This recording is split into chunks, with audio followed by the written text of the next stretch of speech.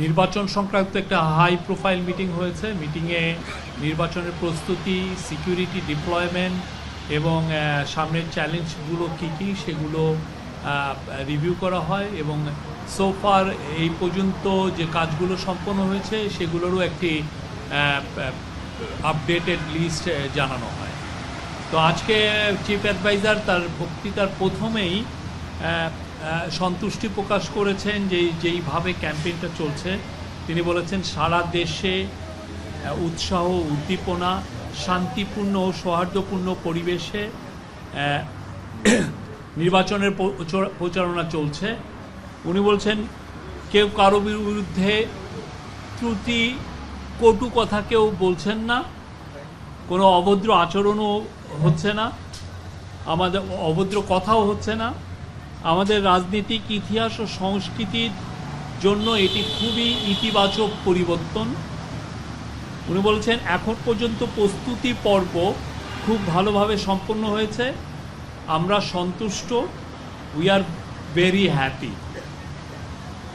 উনি বলেছেন আমাদের জন্য এখন চ্যালেঞ্জ হচ্ছে টু মেক ইট পারফেক্ট, ভোটটা যাতে পারফেক্ট হয় সেটা হচ্ছে আমাদের জন্য এখন মেন চ্যালেঞ্জ। আর নেক্সট 1 উইক উনি বলছেন যে খুবই ক্রুশিয়াল। আপনারা জানেন ইলেকশন 12 তারিখে, মানে আজকের থেকে মাত্র 4 দিন পরেই। উনি বলেছেন ভোট উৎসব মুখর হবে এবং সেই জন্য এবং এটাকে যে করেই হোক সেফ, এটা সেফ হবে। উনি আশা করছেন এটা সেফ হবে। নারীরা আনন্দের সাথে ভোট দিবেন, পুরো পরিবার একসাথে ভোট উৎসবে যোগ দিবে। আমি আশা করি এই ভোট ইতিহাসে স্মরণীয় হয়ে থাকবে, উনি এটা বলেছেন। তো আজকে মিটিংয়ে প্রথম যে বিষয়টা আসে সেটা হচ্ছে যে আপনি জানেন যে পুলিশকে বডি অন ক্যামেরা দেওয়া হয়েছে। সারা বাংলাদেশে প্রায় 43,000 ভোট কেন্দ্র, তার মধ্যে 25,700 বডি অন ক্যামেরা দেওয়া হচ্ছে এবং এই বডি অন ক্যামেরা কীভাবে কাজ করছে এইটার একটা ডেমনস্ট্রেশন হয়েছে আজকের মিটিংয়ে। প্রথমেই এই ডেমনস্ট্রেশনে র্যান্ডমলি 5টা জায়গায় চিফ অ্যাডভাইজার যারা বডি অন ক্যামেরা ক্যারি করছিলেন তাদের সাথে কথা বলেছেন। নে 2 বেলা খাবি ফ্যান্টাস্টিক নিমো খালাল সল্টেড বিস্কুট। এই জায়গাগুলো যেমন আছে একদম তেঁতুলিয়াতে উনি কথা বলেছেন, আবার সেই কথা বলেছেন খাগড়াছড়িতে কথা বলেছেন। দেশের প্রত্যন্ত জায়গায় কোথায় কোথায়, এবং এই জায়গাগুলো এমন না যে আগে এটাকে প্রস্তুত করা ছিল, এটা র্যান্ডমলি সিলেক্ট করা হয়েছে। আরেকটা ছিল নির্বাচন সুরক্ষা অ্যাপ। নির্বাচন সুরক্ষা অ্যাপটাও এখন পুরোপুরি চালু হয়ে গেছে এবং এই নির্বাচন সুরক্ষা অ্যাপটা শুধুমাত্র ইউজ করবেন যারা নির্বাচনের দায়িত্ব নিয়োজিত কর্মকর্তা এবং সিকিউরিটি অফিসিয়ালগুলো।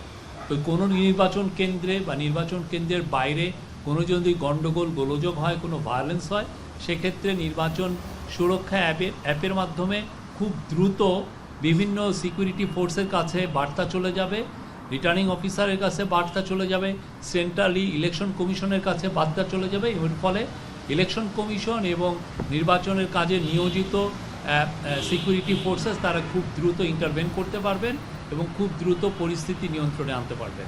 এটা হচ্ছে নির্বাচনী সুরক্ষা অ্যাপ। এইরকম এক আমাদের যখন আপনারা জানেন দুর্গাপূজা হয়েছিল, এই বছর দুর্গাপূজা এবং গত বছর দুর্গাপূজায় এরকম একটা অ্যাপ চালু হয়েছিল এবং তখন এই বছর দুর্গাপূজায় 32,000 মণ্ডপকে এই অ্যাপের আওতায় আনা হয়েছিল এবং এটা খুবই পরীক্ষিত এবং এটা খুব এফেক্টিভ কাজ করছে। তো আজকে ইলেকশন কমিশনের সেক্রেটারি উনি একটা আউটলাইন দিয়েছেন কি পুরোপুরি, আর অন্যান্য যারা অফিসিয়াল ছিলেন, সিকিউরিটি ফোর্সের যারা চিফ ছিলেন, তারা আপডেটেড দিয়েছেন কত কত ডিপ্লয়মেন্ট হয়েছে। আমি আগে ডিপ্লয়মেন্টের কথাগুলো বলি। প্রায় 9 লক্ষের মতো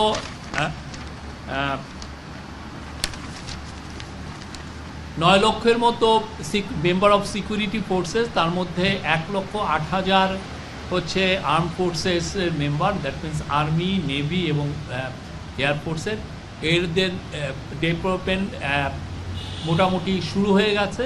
তার মধ্যে আর্মি এবং নেভি এবং এয়ারফোর্সের 1,08,885 জন অলরেডি ডিপ্লয়েড হয়ে গেছে।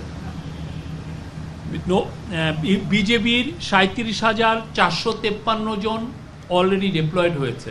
তাদের 37,453 জন সদস্য হচ্ছে 1210টি প্লাটুনে। কোস্টগার্ডের 10টি জেলায় 17টি আসনে, মানে 20টি উপজেলায় 69টি ইউনিয়নের তাদের 3,585 সদস্য মোতায়েন করা হয়ে গেছে অলরেডি। পুলিশের কাজটা, পুলিশ ডেপ্লয়মেন্টটা হবে একটু দেরিতে, সেটা ওদের কিছু কিছু কাজ ওরা কাজ করে রেখেছে, বা ডেপ্লয়মেন্টটা ওরা হবে 11 তারিখ সকালে। আর পুলিশের ডেপ্লয়মেন্ট হবে 1,57,000, আর আনসারের 5,67,866 জন আনসার সদস্য, এদের ডেপ্লয়মেন্ট কালকের থেকে শুরু হবে। ওরা স্ব ডিস্ট্রিক্টের থেকেই তো ডেপ্লয়মেন্ট হবে, অতএব এটা কালকের মধ্যে এই ডেপ্লয়মেন্টটা কমপ্লিট হয়ে যাবে, আনসারের যিনি প্রধান এটা জানিয়েছে। আর এছাড়া র্যাবের কথাও বলেছি, র্যাবের ডেপ্লয়মেন্ট টু টাইম মতো ওরা যখনই সময় হবে, ওরা অলরেডি যে কাজগুলো প্রস্তুতিমূলক কাজগুলো করেছেন, ডেপ্লয়মেন্টটা শুরু হয়ে যাবে। এছাড়া আজকে ইলেকশন কমিশনের যিনি সেক্রেটারি আক্তার হোসেন, উনি জানিয়েছেন যে মোট 299টি আসনে ইলেকশন হচ্ছে। আপনি জানেন শেরপুর 3 আসনের প্রার্থীর মৃত্যুজনিত কারণে এটা স্থগিত আসন হিসেবে ডিক্লেয়ার করা হয়েছে। নির্বাচন, আপনারা জানেন নির্বাচনের তফসিল ঘোষণা হয়েছে 11ই ডিসেম্বর 2025, ভোট গ্রহণের তারিখ 12ই ফেব্রুয়ারি। আবারও বলছি, প্রতিদ্বন্দ্বী প্রার্থীর মোট সংখ্যা 2029 জন, আসন সংখ্যা 299-এর কারণে। রাজনৈতিক দলের মোট প্রার্থীর সংখ্যা 1,755 জন, স্বতন্ত্র প্রার্থীর মোট সংখ্যা 274 জন, মহিলা প্রতিদ্বন্দ্বী প্রার্থীর মোট সংখ্যা 83 জন, দলীয় হচ্ছেন 63 জন এবং স্বতন্ত্র 20 জন। পুরুষ প্রতিদ্বন্দ্বী প্রার্থীর সংখ্যা 1946 জন, দলীয় 1,692 এবং স্বতন্ত্র 254 জন। আবার ভোটারের সংখ্যা যেহেতু 299টি, ভোটারের সংখ্যা একটু সেই একটি আসনের ভোটার এখানে ক্যালকুলেট হয়নি, তো পুরুষ ভোটারের সংখ্যা হচ্ছে 12,77,11,793 জন। তার মধ্যে পুরুষ হচ্ছে 6,48,25,361 জন, মহিলা 6,28,85,200 জন এবং আমাদের হিজড়া জনগোষ্ঠীর 1,232 জন। মোট ভোট কেন্দ্র 42,779।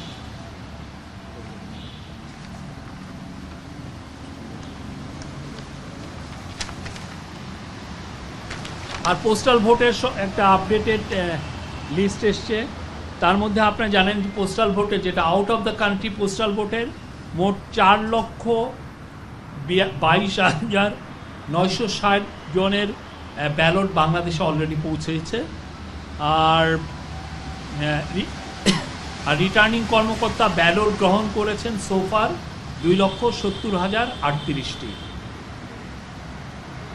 একটা ইন্টারেস্টিং তথ্য আপনাদেরকে দিচ্ছি, সেটা হচ্ছে যে যারা out of the country voter হয়েছেন পোস্টাল ভোট ব্যালটের মাধ্যমে, তাদের মধ্যে পুরুষ হচ্ছে 94%, নারীর সংখ্যা 6%।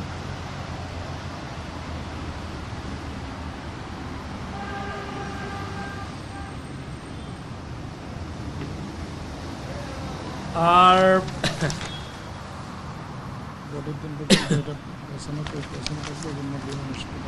আমি বলছি বিদেশি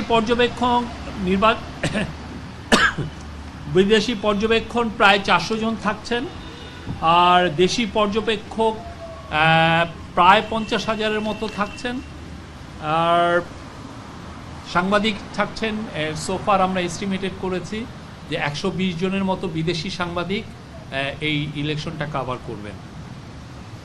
স্মার্ট অ্যাপ আজকে অনেকগুলো ডিসিশনও হয়েছে।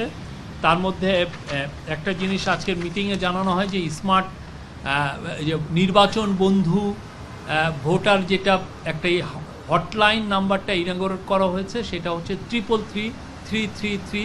নির্বাচন সংক্রান্ত কোনো কমপ্লেন, কোনো অ্যালার্ট, কোনো অভিযোগ, যে কোনো ধরনের ইনফরমেশন আপনারা এই ফোন 333-তে ফোন করে আপনারা জানতে পারবেন, এবং সেই বিষয়ে তারা উপযুক্ত, আপনারা যদি কোনো ব্যবস্থা নিতে বলেন সেই অনুযায়ী তারা আপনাদেরকে সে ব্যবস্থাও নেবেন। আর এই যে আমাদের যে পোস্টাল ব্যালটে out of the country postal ব্যালটের জন্য 124টি দেশে ব্যালট প্রেরণ করা হয়েছে। আর পাকিস্তান, নেপাল, শ্রীলঙ্কা ও ভারত থেকে আমাদের পোস্টাল ভোট সম্পর্কে জানার আগ্রহ প্রকাশ করেছে। এছাড়া আজকে হ্যাঁ, এটা ওরা কিভাবে, বাংলাদেশ কিভাবে এটা ইমপ্লিমেন্ট করছে, কিভাবে এটা সাকসেসফুল হচ্ছে, এখানে কোনো ধরনের কোনো ইস্যু তৈরি হচ্ছে কিনা, এগুলো সব তারা জানতে চাচ্ছেন। এই ক্ষেত্রে ইলেকশন কমিশনের সাথে এদের অনেকের মিটিংও হয়েছে। আরও জানানো হয়েছে যে সিসিটিভির 80% অলরেডি ইনস্টল করা হয়েছে, আর বডি অন ক্যামেরার 25,700 অলরেডি ইনস্টল করার প্রায় শেষ। আজকে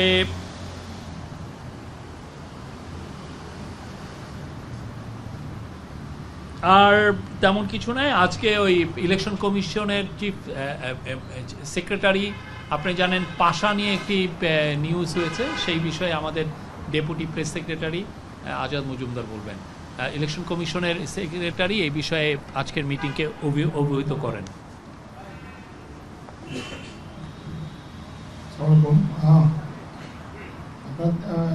সংবাদে দেখেছেন যে পাশা নামে একটা এনজিও, তাদেরকে তারা 10,000 একটা এনজিও, তারা 10,000 নির্বাচনী পর্যবেক্ষক নিয়োগ করবে এটা বলেছিল। ইলেকশন কমিশন থেকে তাদের বিষয়ে খোঁজখবর নেওয়া হয়েছে। খোঁজখবর নিয়ে তাদের সক্ষমতা সম্পর্কে ইলেকশন কমিশন নিশ্চিত হতে পারবে, এই জন্য তাদেরকে পর্যবেক্ষক কার্ড বিতরণ করা স্থগিত করা হয়েছে। এবং তবে এখন পর্যন্ত তাদের ব্যাপারে তাদের কোনো রাজনৈতিক সংশ্লিষ্টতা পাওয়া যায় নাই, এবং তাদের ব্যাপারে অনুসন্ধান অব্যাহত রয়েছে। এটা হচ্ছে এই ভাষা, এই প্রতিষ্ঠানটা এটা আরো 3 দিন আগে চিহ্নিত হয়েছে এবং গত রাতে স্থগিত করেছে।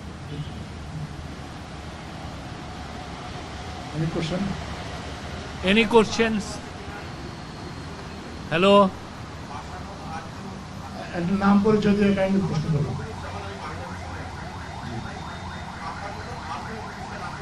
না, এই একটা বিষয় বলা হয়েছে, এর বিষয়ে একটা প্রতিষ্ঠানের কথা বেশি বেশি বলতে হবে।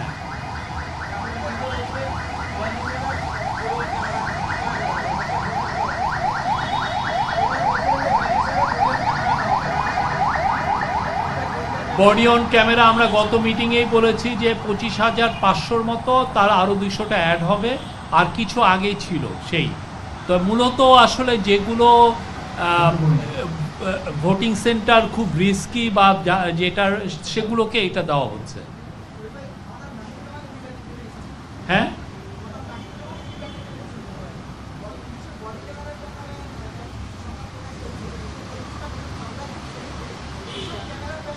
কোনো আপডেট নেই।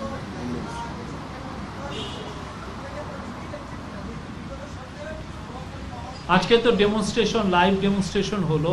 সোফার বডি অন ক্যামেরার যেগুলো আমরা দেখেছি সেগুলো সবগুলোই ভালোভাবেই কাজ করছে, এইটুকু বলতে পারি। আর প্রকিউরমেন্টের বিষয়ে আপনারা যারা করেছেন তাদের বিষয়ে তাদের কাছে জিজ্ঞেস করবেন।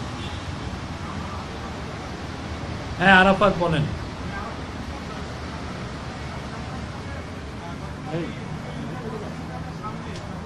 বিষয়ে আমরা যে বিবৃতি দিচ্ছি আর কিছু আপডেট করার নেই।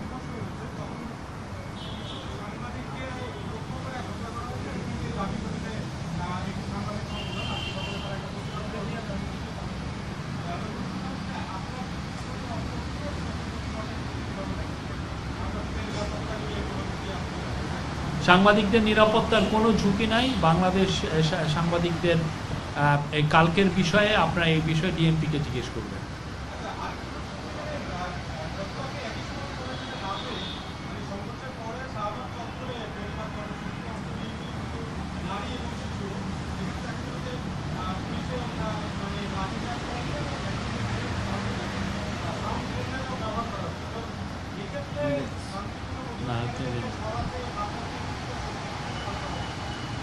আমরা এই বিষয়ে আমি বলছি তো এই পুরো বিষয়ে আমরা অলরেডি একটা স্টেটমেন্ট দিয়েছি। আরও যদি ফার্দার আপনারা ইনফরমেশন জানতে চান আপনারা ডিএমপির সাথে কথা বলবেন। বলেন।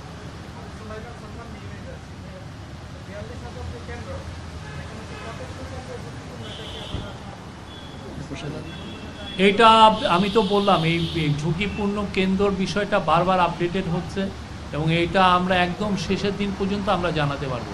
তার আগে যেটা হয়েছে যে এই পুরো কেন্দ্রগুলো নতুন করে রেকি করা হয়েছে, এটা দেখা হয়েছে সক্ষমতাটা কতটুক, এবং একদম শেষে যদি দেখা যায় যে আমরা ওয়াল বা কোনো এগুলো দিতে পারছি না, সেক্ষেত্রে বাঁশ দিয়ে হলেও এটার একটা যাতে আলাদা সেপারেটেড একটা করা যায় সেই কাজগুলো করবে। তো আমরা আশা করছি যে ইলেকশন আসতে আসতে ঝুঁকিপূর্ণ কেন্দ্রের সংখ্যা একদমই মিনিমাম থাকবে। আর সব কেন্দ্র ইতিমধ্যে প্রত্যেকটা কেন্দ্রে প্রায় 43,000 কেন্দ্রের প্রত্যেকটা কেন্দ্রই গোয়েন্দা নজরদারিতে এসছে।